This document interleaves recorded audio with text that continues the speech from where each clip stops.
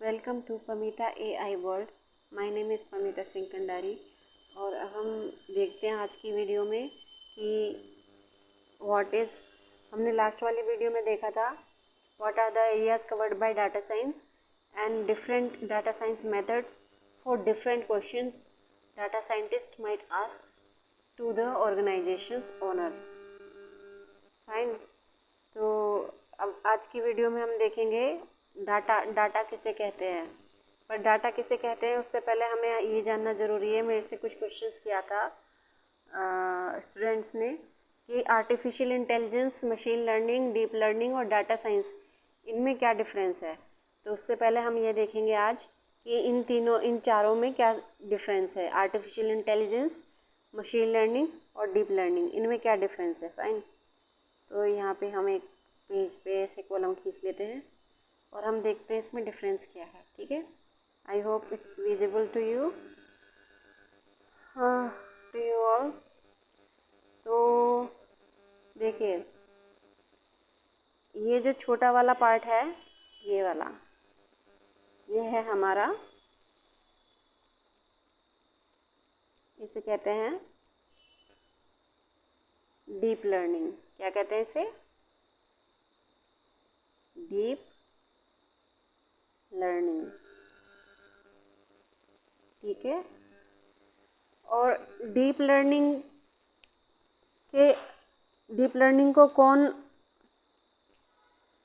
Deep learning किसके under में आता है? डीप लर्निंग आता है मशीन लर्निंग के अंडर में। किसके अंडर में? मशीन लर्निंग के अंडर में।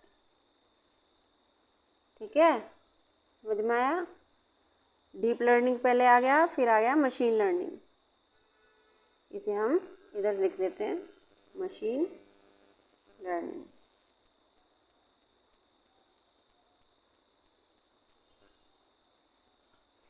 हम ये कह सकते हैं कि deep learning is the part of machine learning. ठीक है।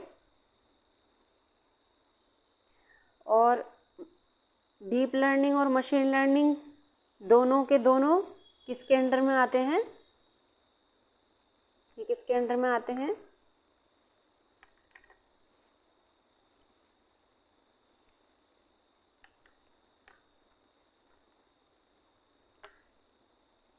ये आते हैं आर्टिफिशियल इंटेलिजेंस के, जिसे हम AI बोलते हैं। AI means artificial intelligence,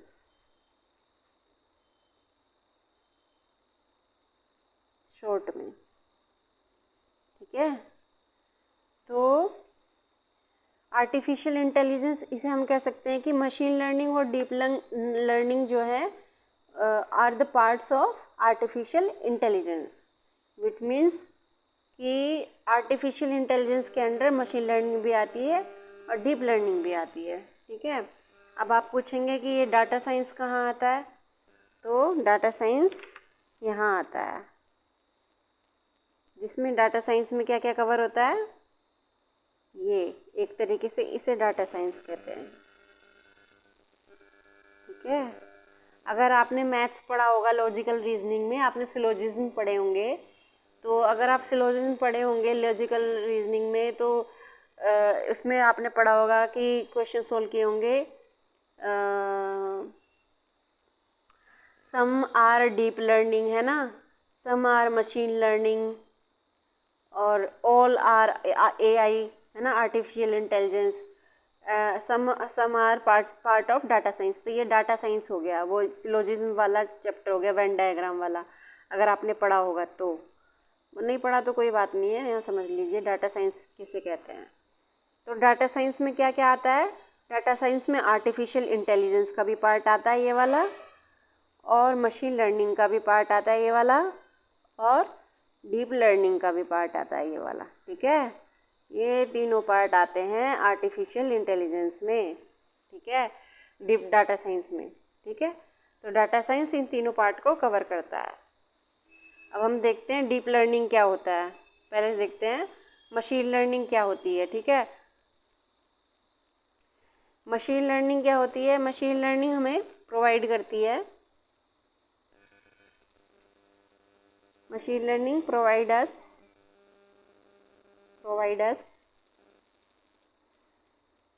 statistical tools to explore the data। ठीक है, मतलब कि मशीन लर्निंग हमें स्टैटिस्टिकल टूल्स प्रोवाइड करती है जिससे हम अपने डाटा को समझ सकें, एक्सप्लोर कर सकें। और आगे हम देखेंगे डाटा किसे कहते हैं। हम बार बार डाटा का यूज़ कर रहे हैं, ये है क्या। मशीन लर्निंग जो है 3 अप्रोच लेती है इस मामले में। 3 अप्रोच, मशीन लर्निंग की 3 अप्रोच हैं एक्सप्लोर करने में डाटा को। ठीक है, वो अप्रोचेस कौन कौन सी हैं? वो अप्रोचेस हैं, नंबर 1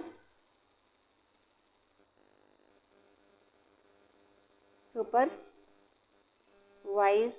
लर्निंग।